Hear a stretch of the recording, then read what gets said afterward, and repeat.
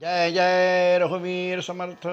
शुकासारिके पूर्ण वैराग्य जाते, वशिष्ठा परिज्ञान योगेश्वराते, नवे वाल्मीका सारिका मान्य ऐसा, नमस्कार माधा सद्गुरु रामदासा। जय जय रघुवीर समर्थ। सभी आदरणीय श्रोताओं को मेरा नमस्कार, विनम्र अभिवादन। अभी कल ही दिवाली का त्यौहार समाप्त हुआ। उस उपलक्ष्य में आप सबको बहुत बहुत बधाई और आप सबका अभिनंदन। आज जो मेरा विषय है वो है मैं ही मेरे जीवन का शिल्पकार। मैं ही मेरे जीवन का शिल्पकार क्या है?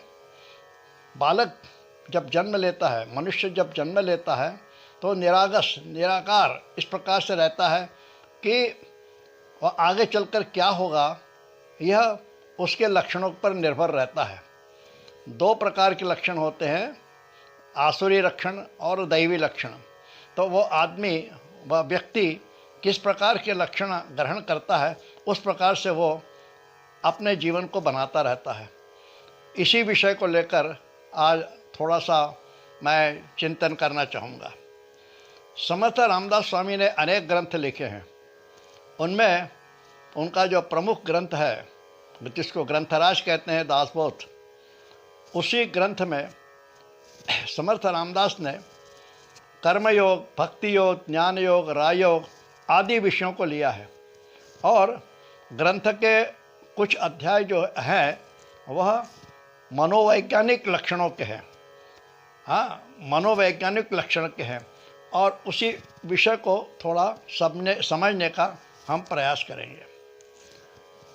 हमारे धार्मिक ग्रंथों का उद्देश्य क्या होता है कि साधक, पाठक ग्रंथों को पढ़े और उसमें आत्म परिवर्तन हो, उसमें बदलाव हो। कुछ हम ग्रंथ पढ़ते हैं, हाँ, अभ्यास करते हैं, पारायण करते हैं, लेकिन इसके बाद हमारे स्वभाव में कुछ सुधार नहीं होता। हम जैसे के तैसे ही रहते हैं। तो फिर ग्रंथों को पढ़ने का कोई फ़ायदा नहीं, व्यर्थ समय गंवाना है। समर्थ रामदास स्वामी का कहना है कि ग्रंथ के पढ़ने के बाद जीवन में बदलाव आना चाहिए। वास्तव में सभी साधक या पाठक, सभी लोग आनंद स्वरूप है। जीवन में जो दुख आते हैं वे अपने स्वभाव के दोषों के कारण आते हैं। साधक इसलिए स्वभाव को बदलना ही एकमात्र उपाय है। साधक अपनी मर्जी से रहे और चाहे कि उसे सुखी सुख मिलता रहे तो यह असंभव है। निरंतर प्रयत्न से हर कोई अपने जीवन में मन चाहे बदल कर सकता है। आचार्य पूज्यपाद शंकराचार्य जी ने कहा है, मनुष्यत्वम मुमुक्षत्वम महापुरुष संश्रय। यानी यह मनुष्यत्वम शब्द जो आचार्य जी ने उपयोग किया है उसका नरदेह या मानव जीवन से अपेक्षित नहीं है, बल्कि मानवीय व्यवहार से संबंधित है, मनुष्य के स्वभाव से संबंधित है। आध्यात्मिक क्षेत्र में मानव का व्यक्तिगत तथा सामाजिक जीवन मानवता के अनुरूप होना चाहिए। आध्यात्मिक होना यानी साधु होना नहीं, या किसी प्रकार की दाम्भिकता नहीं। साधक का व्यवहार जो है वो सभ्यता और शिष्टाचार से युक्त होना चाहिए।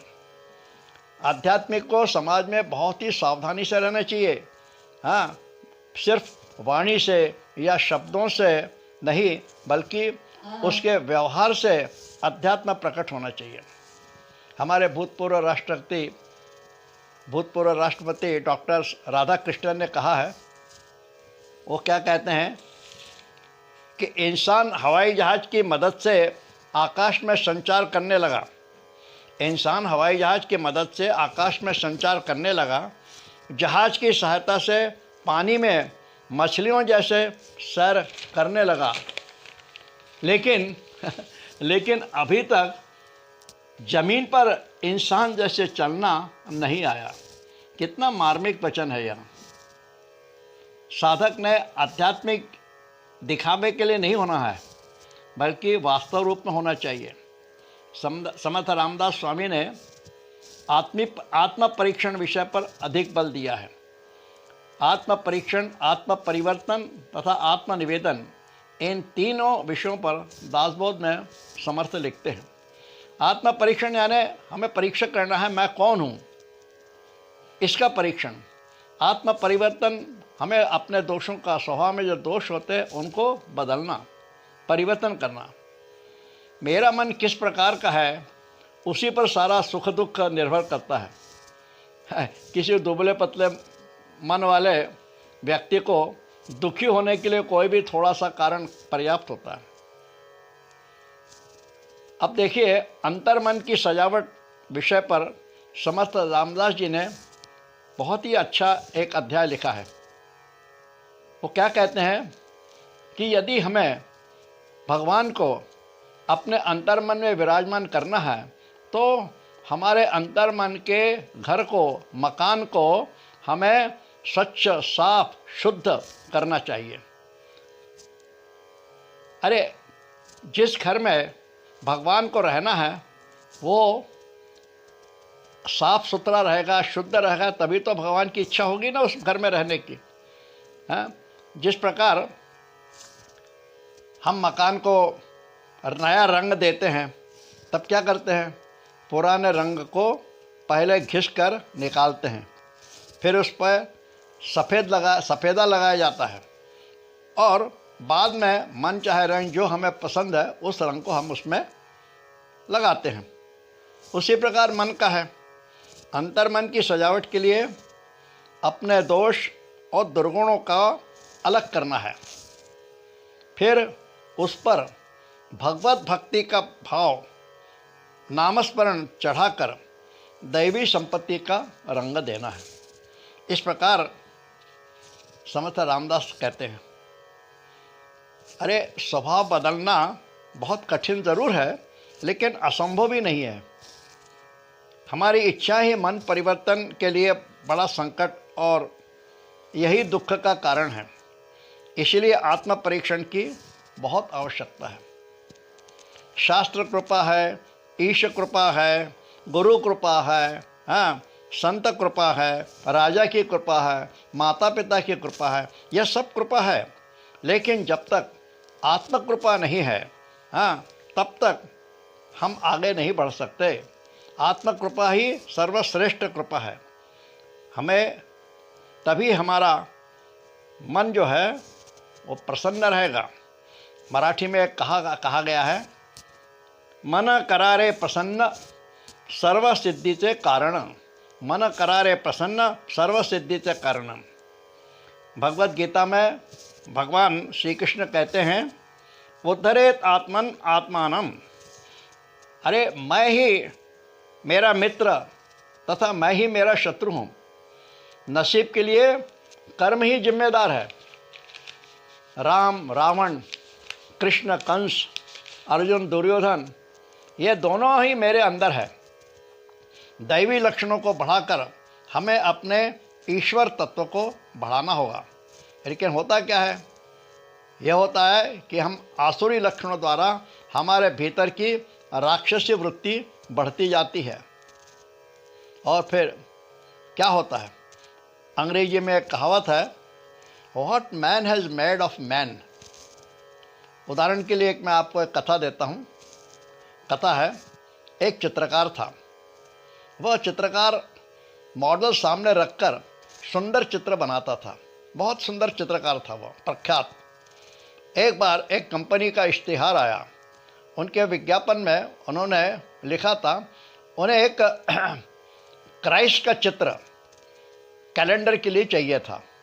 और उन्होंने कहा, ये जो चित्र आएंगे उसमें जो सर्वश्रेष्ठ चित्र होगा उस चित्र को वो अपने कैलेंडर में छापेंगे और उस चित्रकार को भरपूर राशि पुरस्कार स्वरूप दी जाएगी।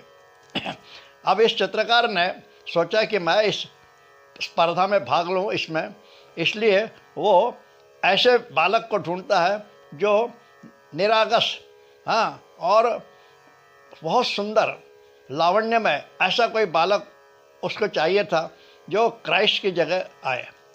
इसलिए वो कई स्कूलों में छोटे छोटे जो बच्चे होते हैं उन स्कूलों में जाता है, बच्चों को ढूंढता है, और ढूंढते ढूंढते उसे एक ऐसा बालक मिल गया जो उसको लगा कि ये बालक जो है वो क्राइस्ट जैसा होगा। उसने उसने उस बालक का चित्र बनाया और चित्र बनाकर कंपनी को भेज दिया। और योग ऐसा आया कि उस चित्रकार के इस चित्र को उसे पुरस्कार मिला और वही चित्र कैलेंडर में छपा गया। उसको बहुत खुशी हुई, बहुत पुरस्कार मिला उसको, कैलेंडर बन गया। अब क्या हुआ, 20-25 वर्ष बाद उसी कंपनी ने एक इश्तिहार निकाला कि उन्हें एक कैलेंडर के लिए शैतान का चित्र चाहिए है। ऐसा शैतान, खूंखार शैतान होना चाहिए। अब यही चित्रकार जिसने 20 वर्ष पहले उस क्राइस्ट का चित्र बनाया था, वो सोचता है मैं अब इस शैतान को बनाऊंगा। वो शैतान बनाने के लिए ऐसा आदमी ढूंढता है कि जो वाकई में शैतान जैसा हो, दिखे। इसलिए वो क्या करता है, जेलों में जाता है। जेलों में जो कैदी होते हैं, कुछ कैदी बहुत खूंखार होते हैं, भयंकर होते हैं, उन जेलों में जाके कैदियों को देखता है और उसको एक ऐसा कैदी दिख जाता है, वो वास्तव में खूंखार है, भयानक है, जिसे देखकर लगे कि सच्ची में ये बहुत शैतान कैदी है। उसने इस कैदी को बिठाल के वो चित्र बनाया और कंपनी को भेज दिया। कंपनी को भेज दिया और कंपनी ने उस चित्र को भरपूर पुरस्कार दिया। इस चित्र का उसे बहुत खुशी हुई, आनंद हुआ। अब यह सोचता है कि इतनी राशि मुझे मिली है, इसमें से कुछ राशि मैं इस कैदी को, इस आदमी को दे दूं। तो इसलिए कुछ राशि वो उस कैदी को देता है। तो कैदी को बड़ा खुश होता है। वो उसने जब से जेल में आया तब से इतनी बड़ी राशि कभी देखी नहीं थी। लेकिन वो चित्रकार से कहता है, आपने 20 वर्ष पहले मेरा ही उपयोग क्राइस्ट के चित्र के लिए किया था। आपको उस समय भी पुरस्कार मिला था, लेकिन आपने मुझे उस समय कोई राशि नहीं दी। यह कथा यही ख़त्म हो जाती है। यानी मैं हूँ मेरे जीवन का शिल्पकार का बोध इसी कथा से होता है।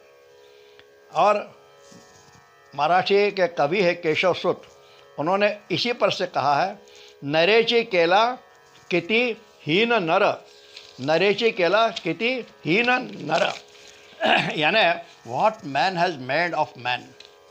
इसीलिए कहा है, मैं ही मेरे जीवन का शिल्पकार हूँ, मैं ही मेरे भाग्य का विधाता हूँ, मैं ही मेरा निर्माता हूँ।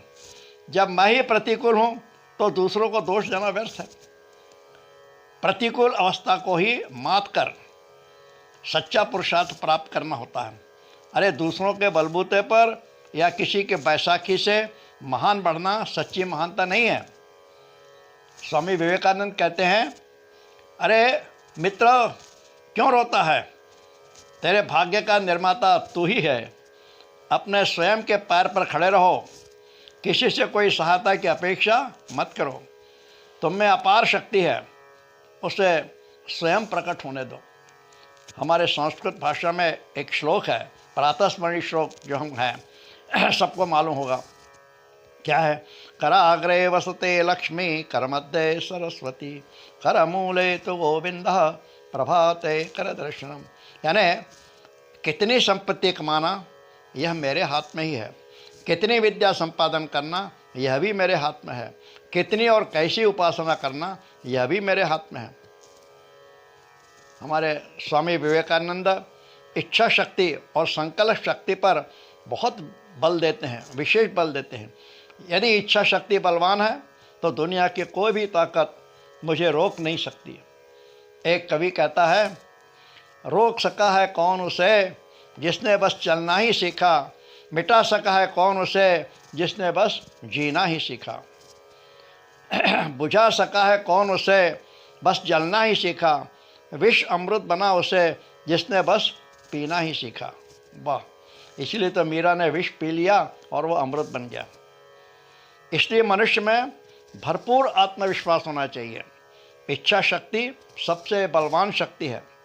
संत रामदास भी भाग्य से ज़्यादा, नसीब से ज़्यादा प्रयत्न को महत्व देते हैं। जीवन परिवर्तन ही अध्यात्म की आत्मा है। इसलिए विद्यमान जीवन शैली को बदलने की तीव्र इच्छा मन में होनी चाहिए।